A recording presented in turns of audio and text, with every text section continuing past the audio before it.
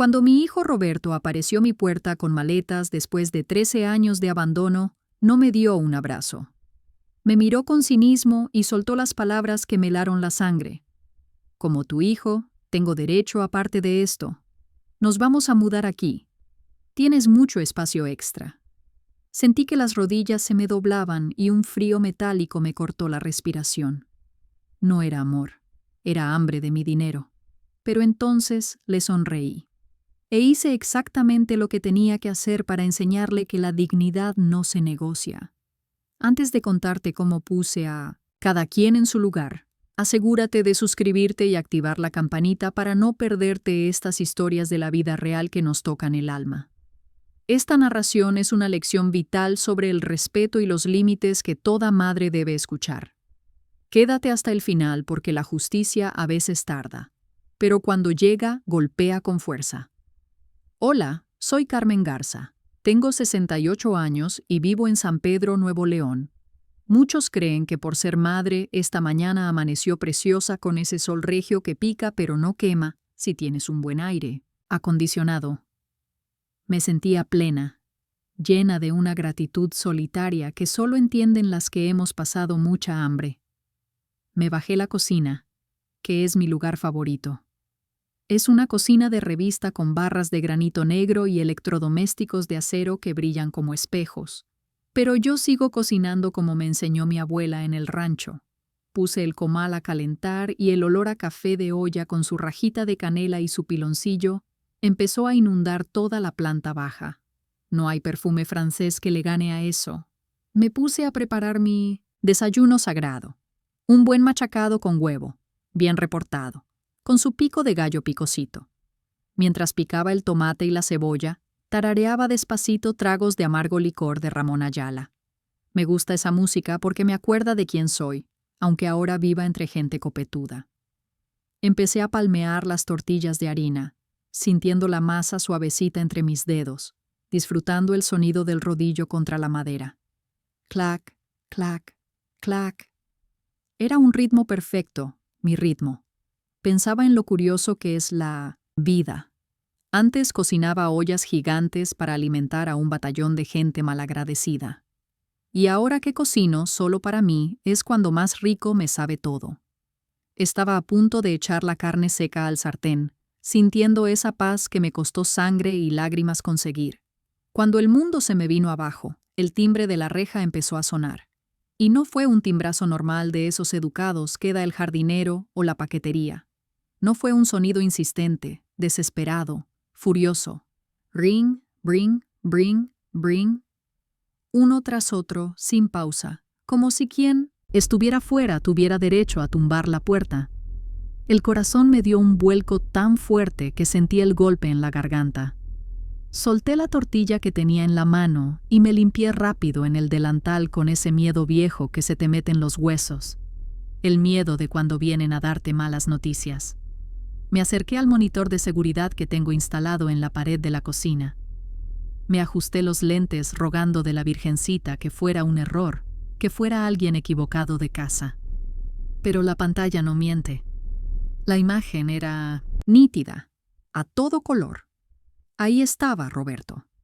Me tuve que agarrar del borde de la barra porque las rodillas se me hicieron de agua. Era él, mi hijo mayor, el huerco que no había visto en 13 años. 13 años de silencio absoluto. 13 años desde que se fue gritándome que yo no valía nada. Se veía diferente, más viejo, con la cara hinchada y el pelo ralo, pero tenía esa misma postura de arrogancia con las manos en la cintura, exigiendo que la abrieran. Y no venía solo. A su lado había una mujer que no conozco, una rubia con lentes oscuros, enormes y cara de estar oliendo algo podrido, que miraba mi fachada escaneando todo, calculando cuánto costaba cada metro cuadrado. Sin embargo, lo que me hizo que se me detuviera el resuello no fue verlos a ellos, fue lo que tenían detrás. En la banqueta, bloqueando la entrada, había una montaña de maletas. Maletas caras con logotipos dorados. Louis Vuitton, creo que les dicen. No eran una o dos maletas de visita, eran maletas de mudanza. Eran maletas de quien llega para no irse. Me quedé paralizada, mirando la pantalla mientras el timbre seguía taladrándome los oídos. Una parte de mí, esa parte tonta de madre que nunca se muere por más que la maltraten, sintió un piquete de nostalgia, unas ganas estúpidas de correr y abrazarlo. Pero la otra parte, la Carmen que sobrevivió, la Carmen que se levantó sola del lodo, sintió un frío oscuro en el pecho. Ese no era el regreso del hijo pródigo que viene a pedir perdón. Esa mirada que tenía Roberto en la cámara no era de amor, era de hambre. Hambre de lo que ahora tengo. Miré mi machacado en la estufa a medio hacer y supe que mi desayuno se iba a enfriar. Supe, intuición de madre que rara vez se equivoca, que la paz de mi casa acababa de terminar y que él estaba tocando mi puerta con nualetas de marca. Ver su cara en esa pantalla fue como si alguien hubiera metido la mano en mi pecho y hubiera arrancado la costra de una herida que yo juraba que ya estaba sanada. En un segundo, el olor a café de mi cocina de lujo desapareció y de golpe me llegó el olor a aceite quemado y sudor de 1900, aquella noche horrible hace 13 años. Me vi otra vez ahí en nuestra casita de interés social en Santa Catarina, llegando muerta de cansancio después de doblar turno en la maquiladora. Me acuerdo que mis pies palpitaban dentro de los zapatos de seguridad, pero yo venía con la ilusión de descansar, pero no hubo descanso. Lo que encontré fue un huracán dentro de mi cuarto. El colchón estaba volteado, los cajones tirados en el piso y el bote de leche en polvo donde guardaba el clavo. Los únicos ahorros que nos había dejado mi difunto esposo de su pensión estaba vacío. Roberto estaba ahí parado en medio del desastre con los billetes hechos bola en la mano y una mochila al hombro. No tenía vergüenza en la mirada, solo una rabia ciega. Cuando le reclamé, cuando le grité llorando que ese dinero era para comer, él me miró como si yo fuera un mueble viejo que estorba en el pasillo. Me soltó las palabras que todavía me retumban en la cabeza cuando hay mucho silencio. Me gritó que ahí se moría de hambre, que yo no tenía nada, que ofrecerle más que miseria y que se largaba al norte a buscarse una vida de verdad, lejos de una vieja que no servía para nada. Se fue azotando la puerta, llevándose hasta el último centavo y dejándome con el corazón hecho pedazos en el suelo de cemento. Fueron años de un silencio que calaba los huesos. Pasé navidades enteras sentada frente a la televisión apagada, esperando una llamada que nunca entró. Me acuerdo de las cenas de Año Nuevo, donde mi único brindis era con la soledad, preguntándole a la Virgen si mi hijo estaba vivo o muerto, si comía o si pasaba frío. Para sobrevivir tuve que secarme las lágrimas y ponerme a trabajar como burra. Empecé vendiendo borditas de guiso en la puerta de la fábrica, quemándome las manos con la manteca hirviendo, levantándome a las 4 de la mañana para amasar kilos y kilos de harina. Nadie me regaló nada. Cada peso que junté fue sudado. Y luego, cuando Dios quiso compensarme por tanta amargura, llegó ese golpe de suerte, ese billete de lotería que compré casi por compromiso y que resultó ser el premio gordo. La vida me cambió de la noche a la mañana. Pude comprar esta casa, pude dejar de tronarme los dedos a fin de mes, pero el agujero que dejó Roberto nunca se llenó con dinero. El timbre volvió a sonar, sacándome de mis recuerdos. Respiré hondo, alisándome el delantal como si fuera una armadura. Caminé hacia la entrada principal, sintiendo lo pesado de mis pasos sobre el mármol. Sabía que no debía abrir. Mi instinto me gritaba que no lo hiciera, pero la curiosidad y esa tonta esperanza de madre me empujaron. Quité los cerrojos y abrí la puerta pesada de madera sólida. Ahí estaba él. El aire se sintió denso. No hubo un movimiento hacia mí. Roberto no abrió los brazos para estrecharme, ni se le quebró la voz al ver a su madre después de más de una década. Lo primero que hicieron sus ojos fue saltar por encima de mi hombro. Escañó la lámpara de cristal que cuelga en el recibidor. Miró los acabados de los muros y calculó el precio de todo lo que veía. Su mirada era la de un tasador, no la de un hijo. La mujer rubia a su lado ni siquiera me saludó, Se quitó los lentes oscuros y me barrió con la mirada de arriba a abajo, arrugando la nariz, como si mi ropa sencilla ofendiera su presencia. Roberto finalmente me miró los ojos y sonrió, pero esa sonrisa no llegó a sus ojos. Con un tono de voz que pretendía ser cariñoso pero que sonaba a metal frío, me soltó el golpe. Me dijo: «¿Qué hubo, mamá?», con una confianza que no se había ganado. Dijo que ya sabían que le había pegado a la gorda, que se habían enterado de mi fortuna. Y luego, con un cinismo que me heló, la sangre soltó que habían venido para quedarse, que habían venido a cuidarme. La palabra cuidarme salió de su boca, pero en mis oídos sonó otra cosa completamente distinta. No sonó a protección, ni a cariño, ni a remordimiento. Sonó a amenaza. Sonó a que venían por lo que creían que les pertenecía. Y yo, parada en el umbral de mi propia casa, supe en ese instante que no tenía a mi hijo enfrente, sino un extraño con mucha ambición y muy pocos escrúpulos. Ni siquiera tuve tiempo de hacerme un lado. Antes de que pudiera decir una palabra, Roberto empujó la puerta con el hombro y se metieron a mi casa como Pedro por su casa, arrastrando esas maletas pesadas que iban rayando mi piso de mármol recién pulido. Sentí una invasión inmediata, una falta de respeto que me golpeó el estómago, pero mis pies se quedaron clavados en el suelo, mientras veía cómo esa mujer, Sofía, recorría mi recibidor con una mueca de disgusto, como si oliera basura en lugar de a lavanda. La mujer no se guardó nada. Empezó a criticar en voz alta diciendo que mi decoración era espantosa, que tanta madera de caoba y esos cuadros costumbristas hacían que mi casa pareciera un mausoleo viejo y anticuado. Yo sentía que me hervía la sangre, pero lo peor vino cuando se paró al pie de la escalera, miró hacia arriba y soltó una sentencia que me dejó helada. Me dijo con una frialdad espantosa que la recámara principal, esa que tiene el balcón con vista a la Sierra Madre y el jacuzzi, donde descanso mis huesos, era perfecta para ellos. Tuvo el descaro de decirme que yo debería mudarme a la habitación de huéspedes de la planta baja, supuestamente por mis rodillas, como si me estuviera haciendo un favor al echarme de mi propia cama en mi propia casa. Apenas estaba procesando el insulto de la nuera cuando Roberto, mi propio hijo, me dio la estocada final. Se sentó en la cabecera de mi comedor, en la silla que su padre usaba y que nadie había tocado en años, y soltó la bomba sin tantita vergüenza. Me miró los ojos y me dijo que como era hijo único, por ley le tocaba la mitad de todo lo que yo tenía. Aseguró que yo ya estaba muy grande, que seguramente no entendía de finanzas ni de bancos, y que por eso él iba a tomar el control de mis cuentas.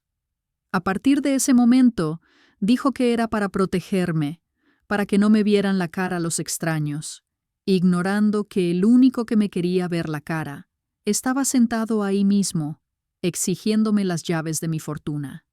Sentí que me faltaba el aire, como si la cocina se hubiera quedado sin oxígeno de repente por puro instinto de madre, de esa costumbre de servir que una no se puede quitar ni cuando la están pisoteando. Fui al refrigerador a servirles agua.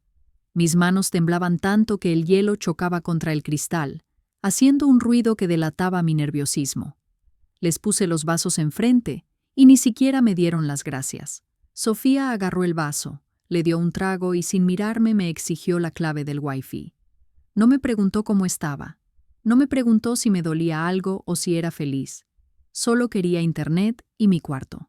En ese momento, el velo se me cayó de los ojos por completo. Me di cuenta de la realidad cruel y desnuda. No habían vuelto porque me extrañaran, ni porque quisieran recuperar el tiempo perdido. Habían vuelto porque olían el dinero, como los tiburones huelen la sangre en el agua. El dolor que sentí no fue tristeza. Fue algo físico, un piquete agudo en el corazón, más fuerte y más doloroso que cualquier enfermedad que me haya dado en la vida. Mi hijo, mi sangre, me estaba viendo como un cajero automático con fecha de caducidad. Me pasé el dorso de la mano por la mejilla, secándome esa lágrima traicionera que se me había escapado. No les iba a dar el gusto de verme llorar otra vez. Esas lágrimas ya se las había gastado todas hacía 13 años. Respiré hondo, llenando los pulmones con el aire acondicionado de mi cocina impecable, y clavé la vista un segundo en el nicho donde tengo a mi Virgencita de Guadalupe con su veladora siempre prendida. Ella, que es madre, sabe lo que duele un hijo, pero también sabe lo que es la dignidad. Sentí que algo dentro de mí hacía clic, como cuando se cierra un candado pesado. La espalda se me enderezó sola y en la cara se me dibujó una sonrisa. Pero no era una sonrisa de alegría, era una sonrisa fría, dura, de puro acero norteño, de esa que te sale cuando ya no tienes miedo, porque ya perdiste todo lo que te importaba perder. Con una calma que hasta a mí me asustó, los invité a sentarse a la mesa. Les pregunté suavemente si el plan era quedarse definitivamente. Roberto asintió con esa arrogancia que le deformaba la cara, y sin pedir permiso agarró el tenedor y se metió a la boca. Un bocado grande de mi machacado con huevo, masticando con la boca abierta, seguro de su victoria. Sofía ya estaba mensajeando en su celular, seguramente contándole a alguien que ya habían coronado la plaza. Saqué mi teléfono del bolsillo del delantal. Roberto me miró de reojo y sonrió, pensando seguramente que iba a pedir pizza o una cena de lujo para celebrar su llegada. Pero yo no abrí ninguna aplicación de comida. Busqué el contacto que tengo guardado como caseta de vigilancia. Marqué y puse el altavoz, para que no quedara duda. Cuando el guardia contestó, mi voz no tembló ni tantito. Le dije con firmeza que tenía 2 personas no autorizadas dentro de mi domicilio y que necesitaba que mandara la patrulla del fraccionamiento para escoltarlos a la salida inmediatamente. La cara de Roberto se transformó. El bocado de machacado se le atoró en la garganta y se puso rojo, pero no de vergüenza, sino de una furia animal. Sofía soltó el celular como si quemara. Les colgué y los miré a los ojos. Les dije que tenían 5 minutos para sacar sus maletas de mi propiedad antes de que llegaran los oficiales. Ahí fue cuando se desató el infierno. Roberto se levantó de la silla tirándola hacia atrás. Empezó a gritarme, manoteando, diciéndome que si estaba loca, que él era mi hijo, que la sangre es la sangre, y que él tenía derecho sobre esa casa y sobre mi dinero. Me gritó que yo era una vieja desnaturalizada por echar a su propia familia a la calle. Sus gritos retumbaban en las paredes de granito, pero a mí ya no me lastimaban. Eran ruido nada más. Lo dejé terminar su berrinche y entonces, con la voz más tranquila del mundo, le solté la verdad que llevaba años guardada en el pecho. Le dije que se acordara del dicho de mi abuela: hijos de mis hijas, mis nietos serán, hijo de mi hijo, solo Dios sabrá. Le dije que él había dejado de ser mi hijo el día que me robó los ahorros de su padre muerto y me dejó tirada sin comida. Le recordé que el respeto se gana, no se hereda. Y para rematar, usé la ley más vieja de nuestra tierra, esa con la que me criaron y con la que yo me levanté del suelo. Le dije que en esta casa el que no trabaja no trada, y que él en mi mesa ya no tenía plato. Ver cómo los guardias de seguridad escoltaban a mi propio hijo hacia la salida no fue algo que ninguna madre quisiera ver, pero fue necesario. Los muchachos de la caseta, siempre tan respetuosos, no se anduvieron con rodeos. Agarraron esas maletas de marca que tanto presumía Sofía y las pusieron en la banqueta con una eficiencia que agradecía en el alma. Roberto no se fue callado, claro que no, mientras lo empujaban suavemente, pero con firmeza hacia la calle. Se volteó una última vez con la cara descompuesta por el coraje y me gritó las palabras que pensó que me iban a destruir. Me gritó: vieja egoísta a todo pulmón, para que escucharan los vecinos, y remató con una maldición que retumbó en la entrada. Me dijo que me iba a morir sola, enterrada en mi dinero, sin nadie que me llorara. Sofía, que minutos antes se sentía la dueña de mi casa, iba detrás de él taconeando con furia y echando pestes sobre la gente que no sabe tratar a la familia. Cuando la patrulla del fraccionamiento cerró la marcha y los vi alejarse calle abajo, no sentí culpa. Sentí un peso inmenso que se me quitaba de encima, como si me hubiera quitado un costal de piedras que cargué por 13 años. Cerré la puerta principal. El golpe seco de la madera de caoba al cerrar fue el sonido más hermoso que había escuchado en mucho tiempo. Pasé el cerrojo, 1, 2, 3 vueltas, y entonces el silencio regresó a mi casa. Pero ya no era ese silencio vacío que me daba miedo antes. Ahora era un silencio limpio, un silencio mío, un silencio que olía a libertad y a seguridad. Regresé a la cocina, mis pasos resonando tranquilos en el piso que es mío porque yo lo pagué. Me senté de nuevo en el banco alto frente a la barra de granito. Mi plato de machacado con huevo ya estaba frío, y las tortillas de harina que había palmeado con tanto cariño se habían puesto un poco tiesas.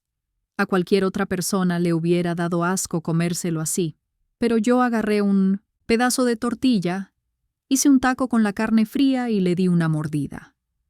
Me supo a gloria.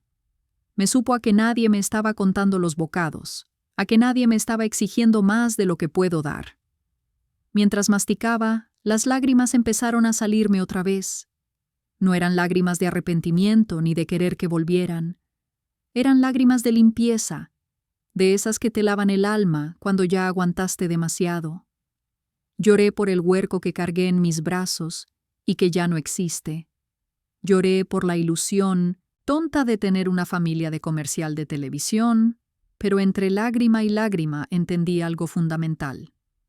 El dinero no compra el amor, eso es cierto, pero vaya que compra la tranquilidad de no tener que aguantar abusos de nadie, ni siquiera de tu propia sangre. Mi lana es mi escudo, y si eso significa que voy a cenar sola, pues ceno sola, pero ceno en paz. Me limpié la cara con la servilleta de tela y me levanté para ir a uno de los cajones de la alacena, ese donde guardo las cosas importantes. Saqué una llavecita dorada y abrí el cajón de hasta abajo. Ahí, entre mis papeles del banco y las escrituras de la casa, tenía una foto vieja de esas de rollo con los bordes ya medio amarillos. Era Roberto de niño, chimuelo, sonriendo en un festival de la escuela. Lo miró un largo rato acariciando la imagen con el dedo pulgar. Levanté la vista hacia el nicho de la cocina y me persiné frente a mi virgencita. Le pedí perdón, no por haberlo corrido, sino por haber tardado tanto en darme mi lugar. Le dije que ella mejor que nadie sabe que uno cría a los hijos para que vuelen, no para que regresen a tirar barra y a vivir del esfuerzo ajeno. A los zánganos no se les alimenta, se les enseña a trabajar, y si no aprendieron a la buena, aprenderán a la mala. Metí la foto en el fondo del cajón, bien fondo, y le di vuelta a la llave. Guardé la llave en mi bolsillo, pedadita a mí. Sentí una calma profunda de esa que te llega cuando sabes que hiciste lo correcto, aunque fuera lo más difícil. La familia, pensé mientras recogía mi plato para lavarlo yo misma, no es la que lleva tu apellido ni tu sangre. La familia se hace con el que te respeta, con el que te cuida cuando estás enferma, con el que celebra tus logros y no solo tu cartera. Miré por el ventanal hacia el cerro de la Silla, imponente y firme, igual que yo. Roberto tenía razón en una cosa. Estoy sola en esta casa enorme, pero prefiero 1000 veces esta soledad digna, rodeada de lo que construí con mis manos y mi esfuerzo, que estar acompañada de hipocresía. Respiré hondo, sintiendo el aire fresco de mi hogar, y por primera vez en 13 años supe que mi vida, la verdadera vida, apenas estaba comenzando. Han pasado 6 meses desde que la patrulla sacó a Roberto y a su mujer de mi fraccionamiento. No he vuelto a saber de ellos. Y aunque a veces el silencio en esta casa de San Pedro es inmenso, prefiero 1000 veces mi soledad tranquila que vivir rodeada de hipocresía.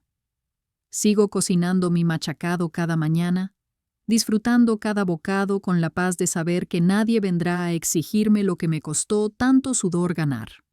Aprendí que, la sangre te hace pariente, pero solo el respeto te hace familia. Mi consejo para ustedes es que no tengan miedo de poner límites firmes, ni siquiera a sus propios hijos. Protejan su patrimonio y su dignidad. No dejen que la culpa las obligue a mantener a parásitos que solo las buscan por interés. ¿Ustedes habrían tenido el valor de cerrarles la puerta en la cara? Los leo en los comentarios. Carmen Garza, 68.